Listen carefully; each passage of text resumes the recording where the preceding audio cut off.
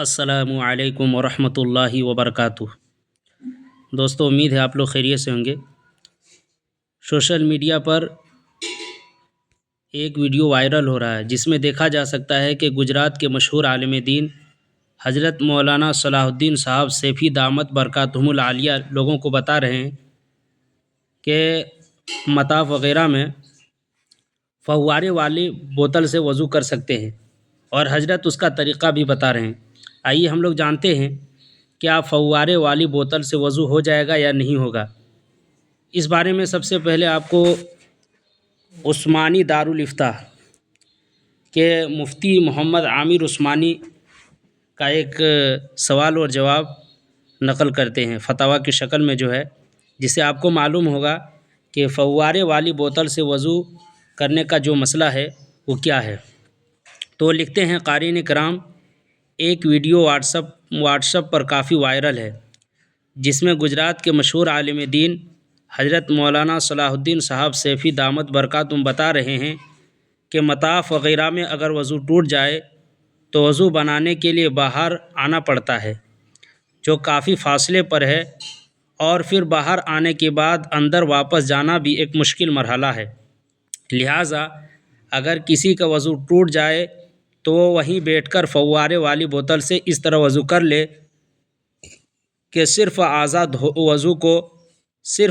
وضو کو اس طرح گیلا کر لے کہ اس سے ایک دو قطرات ٹپک جائے۔ پھر انہوں نے وضو کر کے بھی بتایا۔ چونکہ یہ مسئلہ عوام میں رائج نہیں ہے، جس کی وجہ سے لوگوں میں کافی تشویش پائی جا رہی ہے۔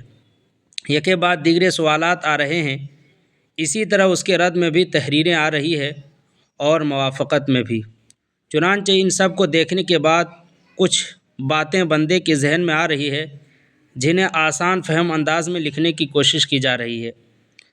سب سے پہلی بات تو یہ ہے کہ مسجد حرام کے اندر مطاف سے لگ کر سیڑھیوں کے پاس وضو خانے موجود ہیں، جہاں مردوں کے ساتھ عورتوں کے لیے بھی وضو کی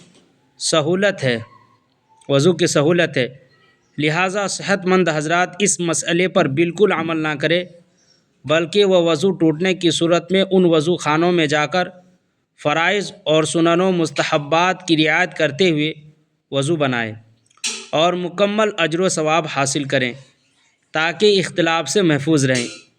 البتہ عمر دراز، ضعیف اور بیمار حضرات جن کے لیے ان وضو خانوں تک بھی پہنچنا مشکل ہے، وہ فوارے والی بوتل سے وضو کر سکتے ہیں، لیکن اس طرح وضو کرنے میں درج ذیل باتوں کا خیال رکھنا ضروری ہے۔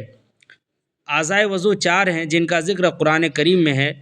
نمبر 1 پورا چہرہ دھونا، نمبر 2 کہنیوں تک ہاتھ دھونا، نمبر 3 چوتھائی سر کا مسح کرنا، نمبر 4 ٹخنوں تک پیروں کا دھونا۔